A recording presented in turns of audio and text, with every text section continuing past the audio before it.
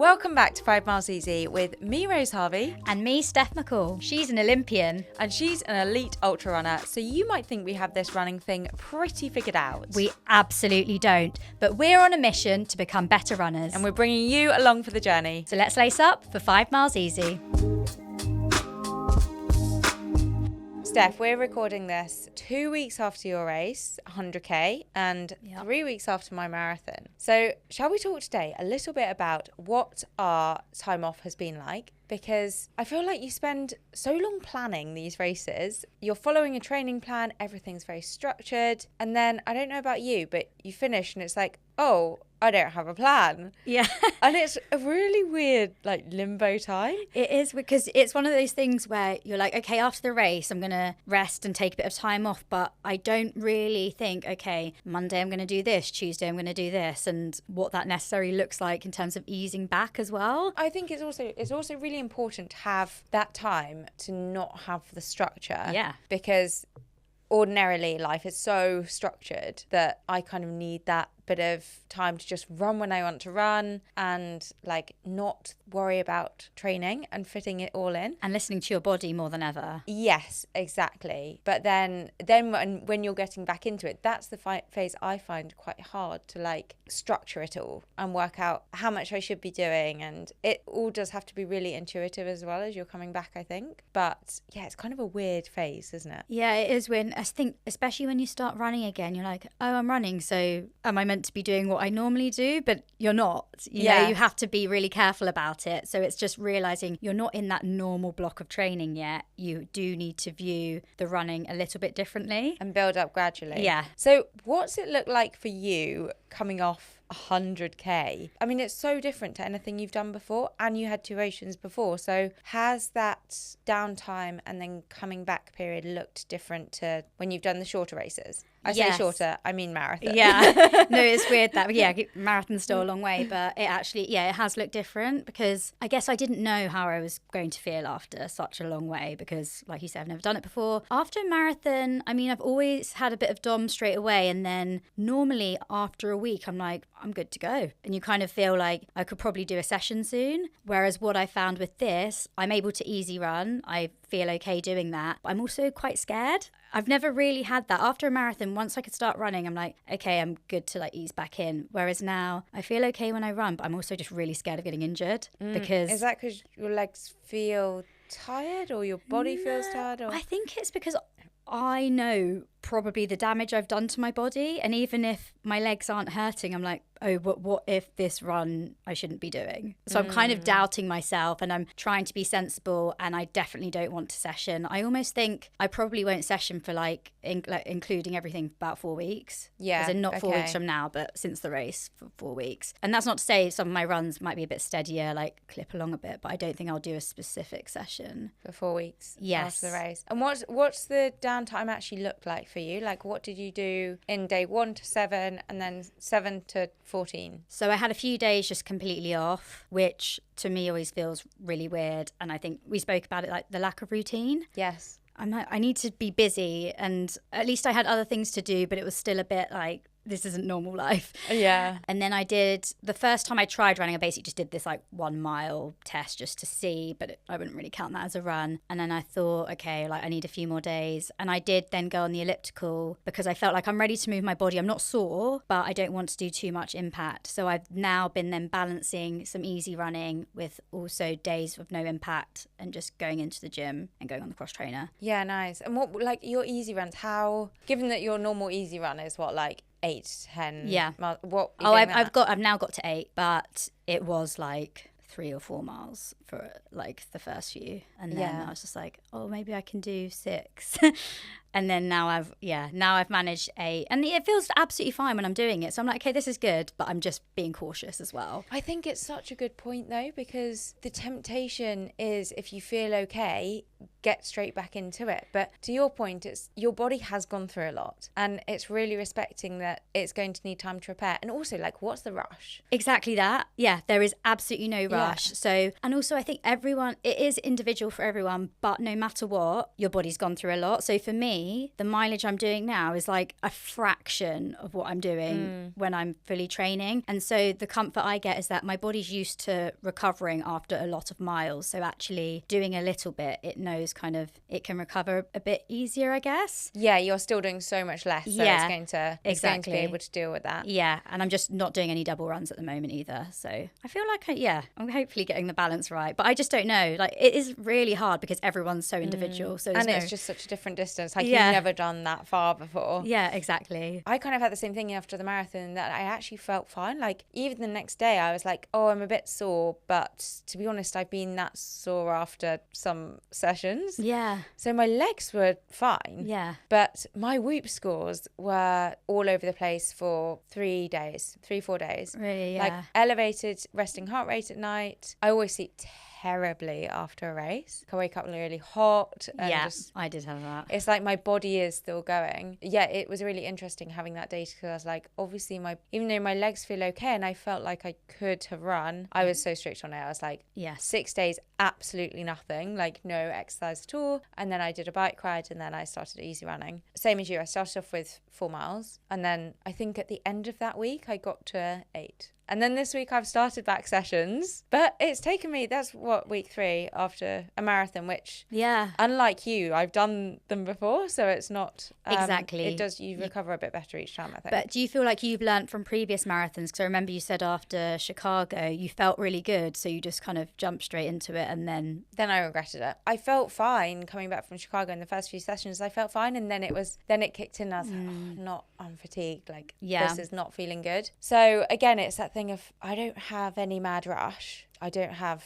a marathon in 3 months that I need to get ready for. And so I'm going to take my time and just let my body recover and trust that that will actually pay dividends. And also, it's okay to not be at your fittest all the time. You know, well, just accepting that you might be a bit slower and you might find the pace is harder for a while, and that's going to be fine. I think it's like reframing it. It's like, well, actually, this is a time when there is no pressure on the paces. So just run and see what happens. I had my first session back this week, and I did this track session, and it wasn't long. I had 15 400s, which kind of a bit of a soft session, a lot shorter than I'm used to. I love a 400. I do feel like 400s I can like reliably crack out, however bad I feel. But it wasn't even meant to be that fast, and it wasn't that fast. I had DOMs after a track session. I haven't had DOMs after a track session for so long. And you're so used to doing them when you're in your normal blocks as well, right? Yeah. So that shows how well I rested. Your legs were so fresh. So fresh, they got DOMs. Yeah. I guess it's a good sign that you are well recovered, and it's just your muscles have to get used to it again. Yes, exactly. On that note, we've had lots of questions from our lovely listeners all about this topic, which I think has highlighted just how difficult it is to kind of navigate this period and how many uncertainties there are about what you should be doing. So everyone who sent in questions, you are not alone in this, and we will try and answer them the best we can. Yeah, thank you so much for sending them in. Very fun reading through them, because I was like, I can relate to a lot of these. Yes. So the first one, which a few people asked, was basically, how long should you be taking off after a marathon? It's very individual, I think, but I would say a week. Like, a week totally off is not going to do any harm. Like, you don't need to be running in that time. And again, it's just the only reason you'd be doing it is for your head. And so like, do something else. If you really need to like do some physical activity to make yourself feel good, then like go swimming or something. I mean, for me, that's actually a big enough incentive not to do anything. Because that was my rule for the first week. I was like, the only thing I can do is swimming, and that guarantees that I won't do anything at all. So that would work for me as well. Or like, do a yoga class or something that is just super, super low impact. But I would say 7 days, nothing. And like you say, I think it's very, very individual. I guess if someone's experienced and they know that if they've done like 1 or 2 easy runs, then that's been fine. But I think if in doubt, then is going to do more good than harm. And then if you still feel really fatigued or sore after 7 days. Take a little bit longer. I would generally say, like, you can't, without going to extremes, you can only go back too soon. I mean, unless you're not running 3 months later, in which case, it's going to be hard to get back into it. Yeah, if in doubt, just rest longer, basically. Yes. And like we said earlier, even if you're going to lose some fitness, there's no harm in that for now.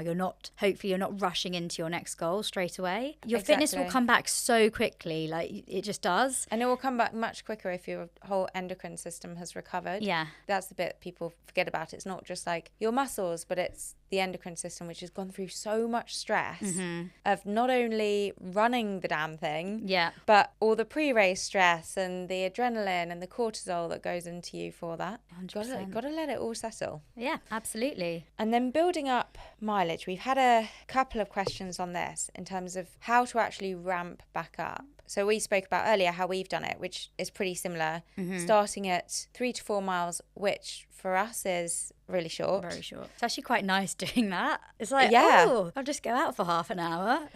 Exactly. But to put it in context, our normal runs are like 8 to 10 miles. So that's less than half of what we'd normally do and just super easy. And then I just think forget about your normal training plan that you have. Just don't compare to that because like you said, even by the end of week 1 of running, doing 8 miles, that's so much shorter than what we'd be doing as long runs. Like say you're doing 20 miles every week, as an example, you're not going to be doing that at the end of week 1. There's just no point comparing to that, just very gradually. And you'll know how you feel after the run. If you're feeling super tired after that run and you feel like, oh, I'm not recovering from doing a short run, then you're probably not ready to increase it. Yeah, exactly. It does have to be so intuitive. And I think just totally forget about weekly mileage. For the first 3, maybe even 4 weeks, just forget about tracking it and just it is what it is. And if you kind of build it up gradually, great, but just listen to your body and kind of get through those first few weeks just intuitively. As you said, like if you feel tired after a run, well, take it down again. Don't keep trying to build it up. Strava will be there for you when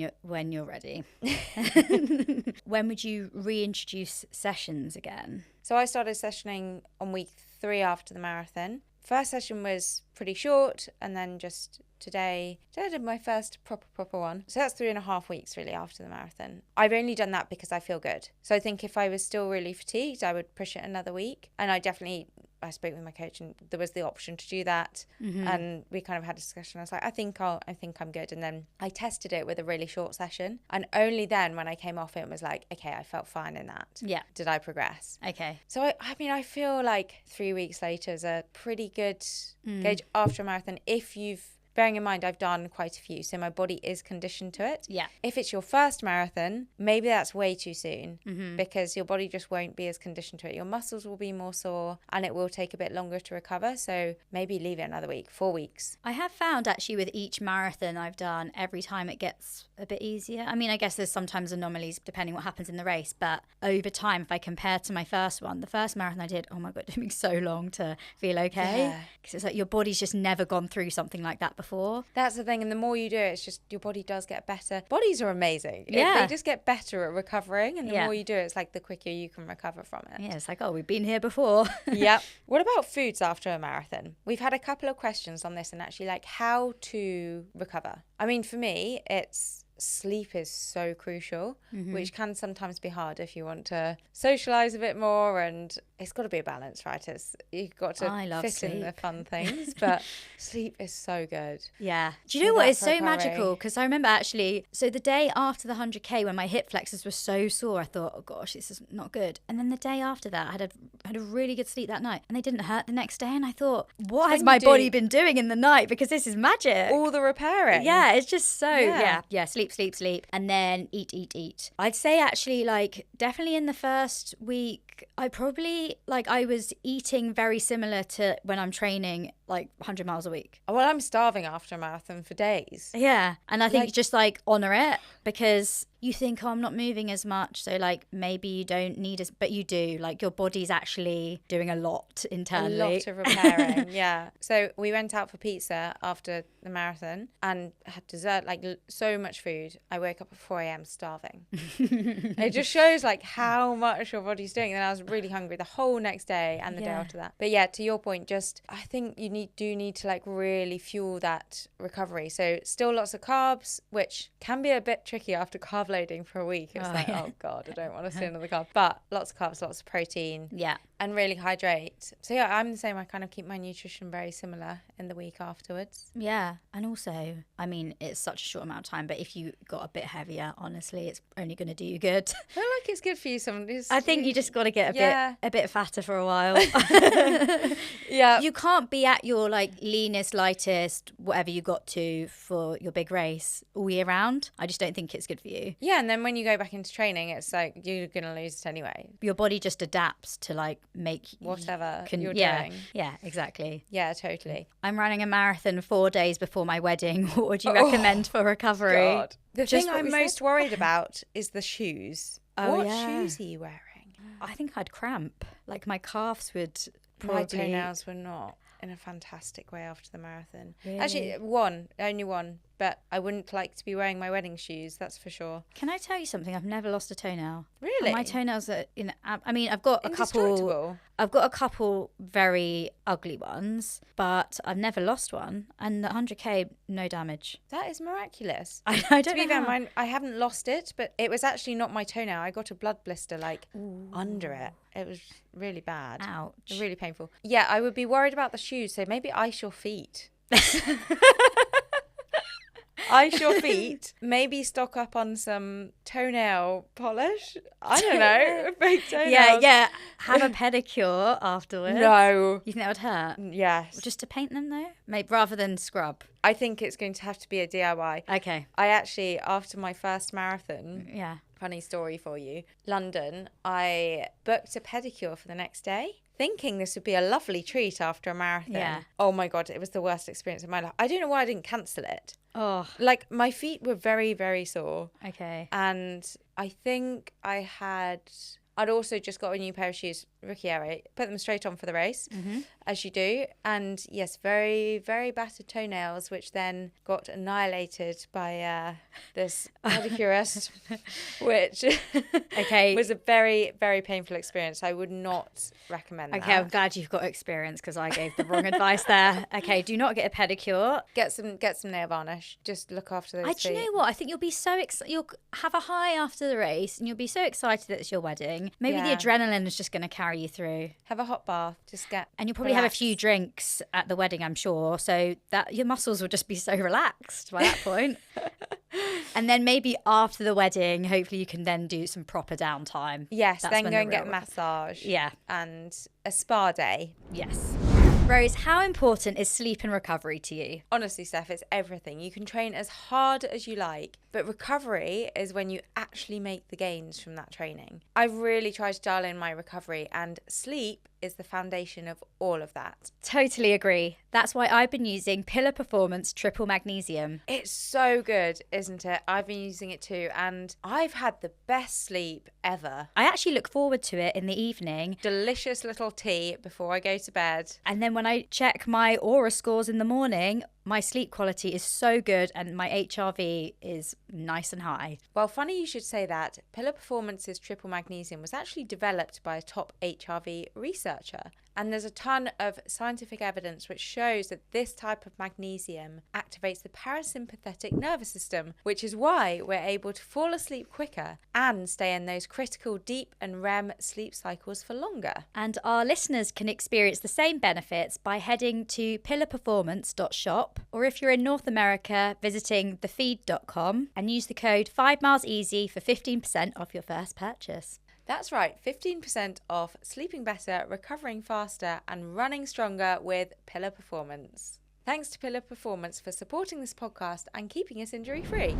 Shall we talk a bit about the mindset side of taking time off and getting back into training? Because another thing we've had quite a few questions on is kind of how do you manage that post-marathon blues and then getting back into training when you don't feel as fit. It might be a bit of a struggle when you first start back. And a few people have said lack of motivation as well. Maybe if you don't have the next one booked, or it might be, months in advance, and you're at like the start of another block, having just done this big race, and you need to kind of get back into the swing of things. Yeah, definitely. I do think marathon blues are a real thing, Well, you spend so long working towards this one thing. Yeah. And it's like so much hype. And then we spoke a bit about this before. It's like, oh, it's all over. Yeah, because you don't realise actually how much of your thoughts it has consumed for months. Especially during taper, God.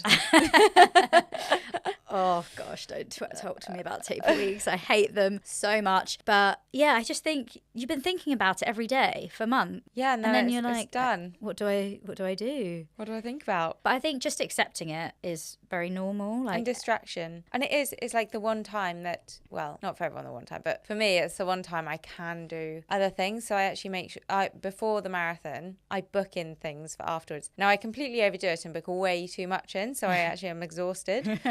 It's the time that you can kind of book fun things in and, do those things that you don't normally do. Yeah, that's actually a good tip in terms of actually, before you've done the race, maybe think about what are you going to do afterwards, because sometimes you might not actually plan that, I find it quite helpful for before as well. When you get, when you like feel guilty for not doing things, or you want to socialise and you're like, oh, I can't really because of training, book it in for afterwards, and then you don't, it's like, okay, well, I've got that to look forward to. And that's it's a good idea. not as painful to say no. And then I think on motivation, that's quite an interesting one, because I actually think sometimes if you're truly, truly lacking motivation, sometimes, you just got to push through it and whatever. But actually, maybe it's because you need more of a rest or like a bit of a break from it. Maybe it's your body saying, I'm still tired. Yeah. And it's like, you know what? I've just spent all these months focusing on this. Like, I'm not ready to do it again. And that's okay. Or find something else, do a different distance, which is actually, we'll come on to this later, but my next distance is not a marathon. It's quite Very soon exciting. as well, which is terrifying. But anyway, find something a bit different to do, whether that's, doing a different distance or doing some trail, or like there's so much you can do with, or like go to some fun run clubs. Yeah. This is like a low pressure time when you can just do fun running. And it's, if you're talking about this time of year as well, it's quite nice that it is coming into summer. So there's lots to look forward to. Exactly. And I think just find something that's going to excite you. Yes. And don't be afraid to mix it up and just do something a bit different. And I wonder, maybe for some people, the low motivation could come from, as we already said, like maybe not feeling as fit and fast when you're getting back into training, but actually forgetting the times and just running to feel, enjoying it. And it will come back if you're sensible. Yeah, and I think your point earlier, you can't always be at your fittest. Like, I think if you look at it from, imagine a friend was doing the session right after a marathon. Would you expect them to come to you and be like, I ran my fastest times? No, absolutely not. And you'd be like, well, that's kind of pointless because you should have done that before your marathon. It's really hard to think about it for yourself. But if you think about like someone else doing it and what would you say to them? Well, yeah, it would be crazy to be running your fastest times right off a rest and having done your race. Like you don't want to be doing that. I think, make the most of, because there's a time and a place where you feel like you've got to hit certain paces, and not that sessions should be stressful at all, but you're like, right, I need to be really on it and like work my hardest today. But make the most of those ones where actually, you know what, you can just have a bit of fun with the session, like put a bit of effort in, but you don't need to be killing yourself. Yeah, exactly. And that in itself will just take the pressure off. One other question on this. What about a bad race? How does that change how you recover mentally from it? Because it is, I don't know, I find after a bad race, I'm almost more motivated. But then I have to like rein it back because I'm just desperate to get back into training to like fix it. That's when I have to rein it back and be like, no, follow the plan, take the time off. You've still done the race, even if it wasn't the outcome you wanted. You still put your body through that, so you still need the rest. Absolutely. And I do think it can be really hard after a bad race, especially if you've trained specifically for that race for 3 months or whatever. And then you're like, well, it didn't even go well. But actually just reframing it, you've still got that block of training. Still got the block of training, and there are always so many opportunities. Yeah. There's so much to learn. It's one race. Write down everything that you want to change for the next block. Everything you want to keep the same as well, because there will be loads of positives in that experience that went really well. There'll be loads of things in training that went really well. So just write down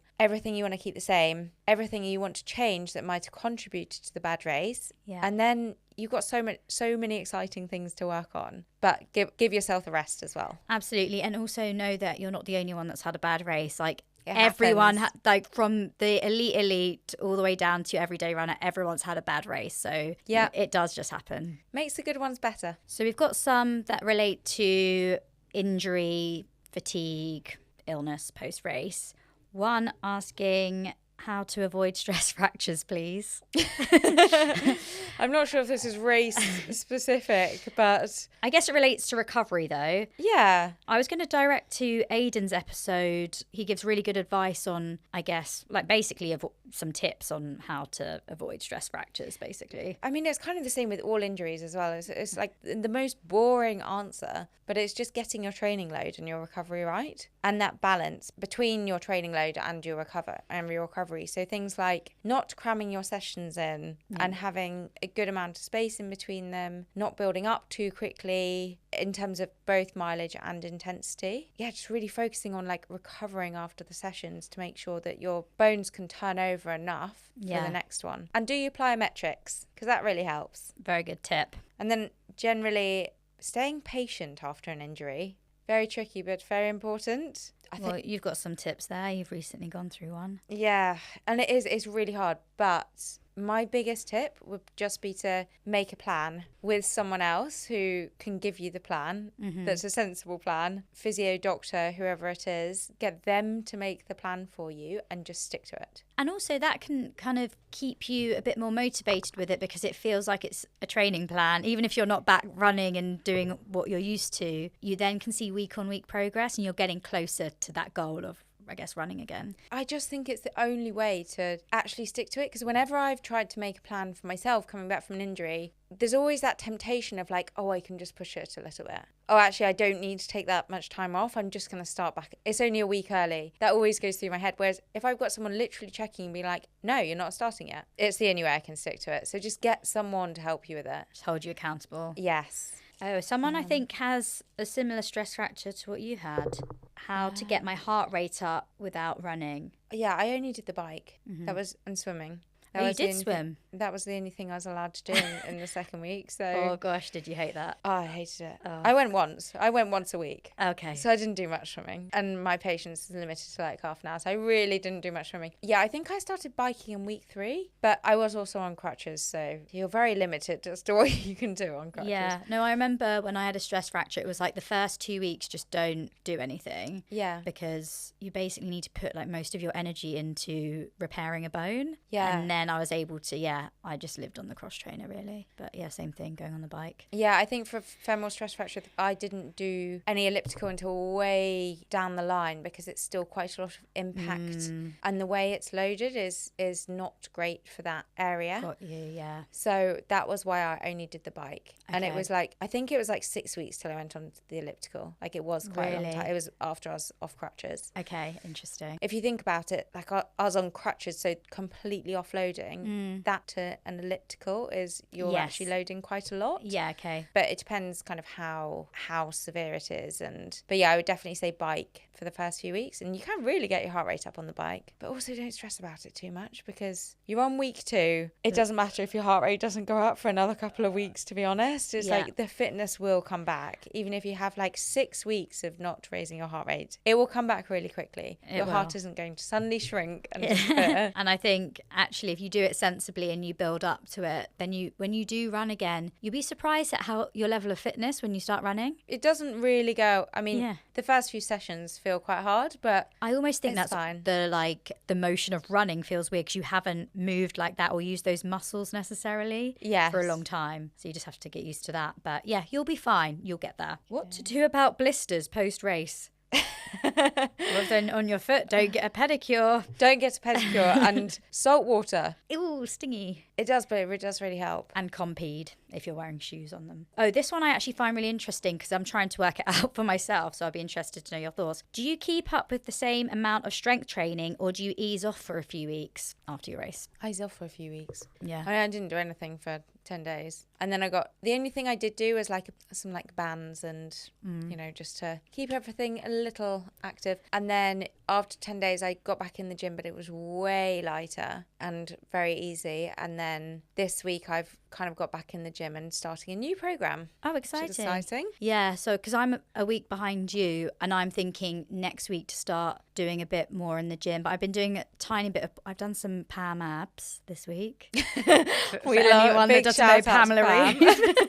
I can't do it, honestly. She kills me. I've done a couple of those this week. Nice. Bit of body weight. But yeah, not really anything. Yeah. Oh, I did some Pilates. That was fun. Oh, yeah. Are you good at it? No, I'm terrible. But it's quite fun. It No, really I wish I hurts. want to do more Pilates actually. I went on the reformer, which for me, Oh. the coordination, I get so confused with all the straps and springs, and then you've got to stay on the bloody thing. It's like And you're like shaking. Yeah, it was really hard and not fall off it. That's fun. But yeah, I think like definitely take a bit of time off because weights obviously damages your muscles as well. So Yeah, exactly. That's what I was thinking. I don't want to tear my muscles. Yeah, when I get back into it, I'll just lift light compared to normal and then ease in. Similar to getting back to running. Build up slowly. Okay, so a couple of other like recovery tools, let's say. Normatec boots. Thoughts? I love them. I really want a pair. Yeah, I've tried them and I do actually really like them. What I'd say about all these things, they can absolutely help, but prioritize the things that are guaranteed to help, like sleeping and eating enough first. Yes. 'Cause if you're not doing those, then They're not going to do anything. yeah, then doing the boots is really not going to help you. But I think they can be a nice addition. Help the blood I flow. do quite like sitting in them, but I don't own a pair sadly, so I don't get to use them very much. If Well, if Normatec would like to anyone's- send me yes. a pair, then please do. I'm surprised you don't, but yeah, no, I like them. And then, I mean, to your point, definitely like sleep nutrition. I find over Normatec boots, I find ice baths and hot baths better. Like an Epsom salt bath. Yeah. Fantastic. I really do think a hot bath is so good for relaxing your muscles. So I I just really feel good after it. so good after it. Yeah, I think it's really And good. what a lovely activity. Yeah, and a massage. And a massage. So good. Those are the two things I would actually add first into recovery in terms of priority is hot bath and massage. Yeah. Yeah, some of these things are very much just nice to have. They can be a bit gimmicky. Yeah, they could maybe work like a tiny %, but it's not going to be a huge game changer, is it? Exactly. Although I would quite like some. Yeah. How much do you nap post-work? Well, you are now a napper. I haven't napped much recently. I've been so busy. Okay. I've really overcooked my schedule. I did have a little half an hour nap after my session today. I was so tired. Yes, I do try and nap after session days now. Okay, so how back do you work into it. out when to nap? Is it like when you get home from the session or just randomly in the day? I try to nap before 12:30. Okay. So otherwise I can't sleep at night. Yeah. So it's normally like when I get home from the session, then I have some food, shower, chill out, do a couple of things just to wind down because I can't like run through the door and get into bed. Yeah. Then just have like a half an hour nap. Feel fantastic. Yeah. Coffee. Oh, it's the best thing ever. Do you have coffee before the nap? Because I've heard that's good, isn't it? I have tried it, yeah. It doesn't, you have to be able to fall asleep really quickly. Yeah. I And then prefer the it just when I caffeine wake up, hits. yeah. Yeah, okay. That makes sense. Yeah, nappuccino. I haven't napped for a while. Do you know my favourite place to nap is on a beach? Oh, yeah, the waves. I just like So hearing the background soothing. noise of like people sort of chatting and then, yeah, that's my favourite place to nap. Yes. Well, we have cranked through those questions. Thank you so much to our listeners for sending them in. Loved going through those and all such good points. And I think the common thing here is everyone seems to struggle with the same things. So just know that it's totally normal and that we question it as well. we question it as well. And it's just a phase. So just kind of listen to your body and It will pass. it will pass. Speaking of which, what's next? Do you have any plans race-wise? I don't have anything soon yet in terms of my own race. I'm still wanting to race at least once a month, which I've been keeping to this year. So I need to find something for June, July and August. And I spoke to my coach this morning and I want them to be between 5K and half marathon, like depending what I can find. I love it. Just a casual 95K drop down in distance. Exactly. I want to be doing a bit of more speedy stuff over the summer just because I think it's so important to keep that. I mean, I do still do speed work when I'm been training for the ultras, but it'd be nice to kind of focus on that more over the summer. So I'll do that, do some shorter races, and then I think I've decided what I'm doing my next big race at the end of October, which I did mention on the podcast before, but it was just an idea. There's this one in Australia called Bondi to Manly, and it's an 80k ultra. That sounds fun. Yeah, it looks really fun. In October, so it will still be quite warm. It will be warm. That's another thing. I'm going to start heat training. I'm going to start getting in the sauna. Because it will be, it could be, especially up nearer Sydney, it's hot, isn't it? It's hot. And even if I wasn't doing that, I do actually want to start doing that. Everyone keeps recommending that. Just for fitness. Heat training is just a game changer. So just getting in the sauna all the time. So I'm going to try and do that, try and commit to that. But yes, this race, I think because next year I want to hopefully do comrades, I sort of thought, right, I need a race that will give me a bit more experience over the longer stuff. And so this one's it's still quite a new race. I think it's going to be like the third year it's been going on for. But I think it will be, I want one in a fun location. It's 80k, so good distance, obviously. And yeah, I don't know. I think it would be a good. That sounds so fun. I mean, that's also such a cool route. You'll see so much. I know, exactly. And my brother moved to Australia this year, so I can combine it with a lovely holiday. Exactly. So Amazing. I think that's the plan. Very exciting, which actually isn't that far away. Surely you have to. You kind of have to start training quite soon, no? October, September, August. I guess like from the beginning of August or in July, I guess. But yeah, no, I'm excited. It gives me a bit of time to like chill out and just do some fun running before then in the summer getting back into it properly. Amazing. Yeah. Well, at least you'll have the summer months as well that should hopefully be hot here. I hope so. So you can train through that. Absolutely. Okay, and what about you? You said you've got something quite soon? Yes, I do. I have a 10K in June, at the start of June, in New York, which I am so excited about. That's New so York MasterCard Mini 10K, Mini MasterCard, whichever way around. I'm actually so excited for it. Mm-hmm. It is quite soon. Obviously, I don't have tons of time to train for it, and I haven't done a 10K block for a very long time. So not sure how it's going to go in terms of performance, but it's also quite a hilly course, so it's not... Yeah, what's the route? It's around Central Park. Oh, okay. Yeah, so it is quite hilly. Yeah. But it should be a really fun race. And it's one of those ones that I've just always wanted to do. It looks so cool. And I think being in Central Park, it's like everyone, there are loads of spectators and the crowds are good. And of course, last time I was in New York, I was ill on the day that I was meant to be just chilling after the race. Yeah. So I didn't see any of it. So I want to go back, have a fun race, check out New York again. Yeah. And it'll be really good to just get back into it with something I'm really excited about. It's fun, and like I'm not going to get too worried about the time. No, absolutely. You've just had an incredible marathon. There's no pressure to suddenly be a 10K runner, is there? It's just part of the training, really. I want to get out of my comfort zone a bit. Yeah.